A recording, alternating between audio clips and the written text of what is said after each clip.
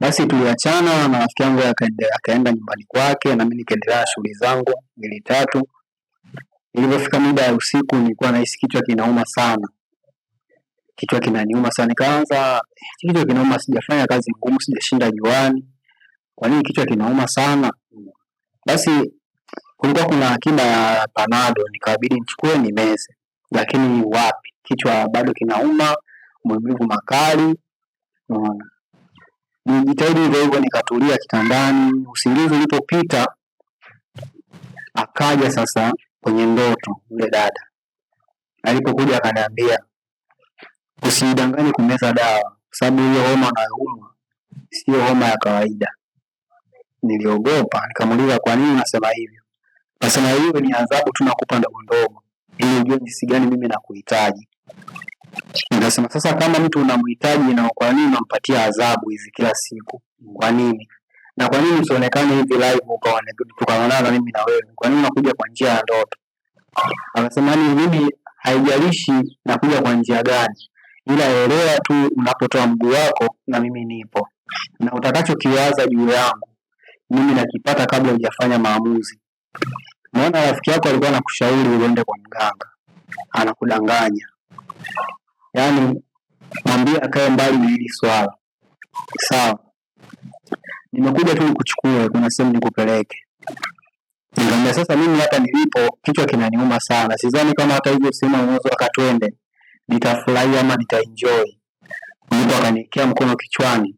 Ulitoka moshi fulani hivi mdomoni mwake. Ukaniingia puani. Baada ya kuvuta tu ule moshi, homa ikapotea. Yaani nikawa siumwi tena, kichwa kikanyamaza. Niliogopa. Nikasema hii ni naangalia movie ama ni kitu gani? Yaani sielewi. Basi akaniambia nifumbe macho. Nilipofumba macho akaniambia fumbua. Yaani nilipofumbua na tukajikuta tuko kwenye eneo lingine. Eneo fulani zuri sana, lakini ile eneo halikuwa na watu wengi sana. Ukiangalia ni sehemu ambayo ya starehe, lakini hakukuwa na watu wengi. Ni wachache tu, tena kila mtu amekaa wawili. Huyu amekaa huku, mwingine amekaa huku. Sasa niliogopa. Nikamwambia tumefikaje hapa? Akaniambia hiyo ni kazi yangu mimi. Najua tumefikaje. Cha msingi tu nataka nikwambie. Endapo utakubali kile ninachokwambia, utaishi maisha mazuri sana. Yaani utakuwa ni mtu mwenye kuheshimika kwanza kwa wenzio, kwa binadamu wenzio. Utakuwa ni mtu ambaye si wa kulia shida, utamsaidia kila mtu ambaye atakuwa mhitaji. Ila ombi langu mimi, nahitaji uje ukae ninapoishi mimi. Nikamwambia wewe unaishi sehemu gani? Akaniambia mimi naishi Bahari ya 7. Bahari ya 7. Nikasema sasa unawezaje kuishi chini ya maji hali ya kuwa ni mtu? Akasema mimi sio binadamu kama nilivyokuambia hapo awali. Mimi natokea katika familia ya giza. Nikamuuliza familia ya giza unamaanisha nini? Akaniambia kama hapo awali nilikwambia naogopa vitu viwili tu. Naogopa kanisa, naogopa mchungaji, na naogopa mganga. Nadhani ushanielewa mpaka hapo. Nikasema ina maana mimi ni viumbe wale ambao tunasikia majini, sio? Na akaniziba mdomo baada ya kutaja hilo jina kwamba yeye ni mjini. Akaniziba mdomo na alikasirika sana. Alipokasirika alimpiga kibao.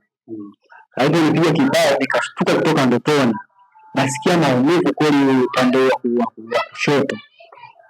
Nikasema mimi kibao kanipiga nani? Na yeye hapa kitandani nalala peke yangu. Nasema na mama au ni kweli nilikuwa naye. Hicho kiumbe nilikuwa nacho. Wewe ulikuwa unajua kabisa kwamba ulikuwa ndani ya ndoto kabisa, namuona na unajua kanjile kunaposhikana mikono unaona kabisa nimeshika kitu. Nimemshika kweli mkono. Na wakati tunapiga story anakuwa anakushika mara kwenye baadhi ya viungo vya mwili anakushika, lakini anaposhika anakuachia manukato, yani yale marashi ambayo anakuwa anayatumia. Kwa hiyo baada ya nilikuwa kama kana nukia kidogo, kwa maana hata pale niliposhtuka kutoka ndotoni yale manukato kwa nayasikia. Naona nikasema hili jambo lipo serious na hichi kiumbe kipo serious. Wewe ulikanijia nimwambie rafiki yangu lakini naogopa kwa sababu hivi viumbe adhabu zake ni kali. Naweza nikamweka rafiki yangu kwenye majanga, ngoja nikae kimya. Na wakati naendelea kuwaza hivyo, hapo ni asubuhi, nikasikia hodi nje. Rafiki yangu alikuwa amekuja, akaniambia, vipi rafiki yangu, umeamkaje? Nikamwambia nimeamka salama, sasa hivi ndo naamka. Vipi ile jambo umeliweka tena? Nikabidi nimfiche, nikasema amna, sijaona tena, nahisi tu labda ni ndoto tu ilinipitia muda mfupi. Akasema basi achana nayo, mimi nikwambia hizo ndoto tu zinapita. Unaona, kwa hiyo nikamficha kile ambacho kimetokea tena usiku kwa kuogopa kumweka katika majanga rafiki yangu. Basi tukapiga story hapa na pale, nikatumia ujumbe kwenye simu, asante, sasa naona unafuata kile ninachohitaji. Rafiki yangu kaniuliza, kwa nini, mbona kama umesizi kidogo? Nikamwambia hamna, baba wa mtandao ananidai, nilikopa salio juzi, sasa naona anatumia message. Sema lakini uko sawa? Nikamwambia mimi niko sawa. Sawa, basi twende, kuna kazi sehemu fulani kuja hata nikupitie, twende tukapige tupate hata shilingi 200 za kutusogeza. Mwezi wa nini, ndugu mtangazaji, wakati tuko njiani nikatumia tena message, naomba tu ailishe hiyo safari, maana hiyo kazi hamtoifanya. Unaona, sasa nikumjibu nataka leo ndio sema nimjibu, lakini nyingine ina hofu, na leo nyingine inaniambia niache. Sasa kwani ikabidi nitunge tu mlango wa kumwambia rafiki yangu. Nikamwambia afu rafiki yangu, unajua pale ndani sijafunga mlango vizuri, afu kuna vitu nimeviacha nje pale, inabidi kavinani, wewe tangulia, mimi nakuja. Kwa hiyo mimi yeye akasema sasa vipi tena rafiki yangu, tumeshafika mpaka hapa nusu ya safari na tushakaribia hapo tu. Nikamwambia nakuomba rafiki yangu, mimi nakuja sasa hivi, na naweza nikachukua hata bodaboda nikaja. Ngoja tu nirudi nyumbani nikaviingize vile vitu vya hapo, maana ni vitu vya samani. Akaniambia basi sawa, mimi ngoja nitangulie. Wakati nimeshaachana naye, akanitumia tena message, asante sana, hivi ndio ninavyohitaji, ukifuata ninavyotaka mimi wala hutoambulia maumivu, bali usubiri neema inayokuja. Basi nikarudi ndani kwa na mawazo, nawaza hivi hichi kiumbe kinataka nini kwangu na kwa nini hivi yani. Nikarudi nyumbani nikakaa hapo, nilikuwa sisikii njaa aina yote, sijanywa chai na sisikii njaa, yani najua nimeshiba. Unaona, rafiki yangu kana nipigia simu, naangalia sipokei, napiga simu naangalia sipokei, naogopa nitamwambia kitu gani. Unaona, kwa ile kazi ile akaenda baba ifanya peke yake, akamrudi akamwambia sasa leo rafiki yangu, mimi nimepata 20,000 hii hapa, tungeenda kufanya hata ile 10,000. Sasa kwa nini hujaja? Kaanza kulaumu tena. Nikamwambia mwanangu, si unajua tena hapa ni wakati na hili kumbe kuna mzee alikuwa amekuja hapa, ni ndugu yangu, tulikuwa tumepiga story 2-3, nikaona tena nije huko, ushafika nusu ya kazi, ndio kama nakuonea, alafu baadaye tugawane sawa kwa sawa.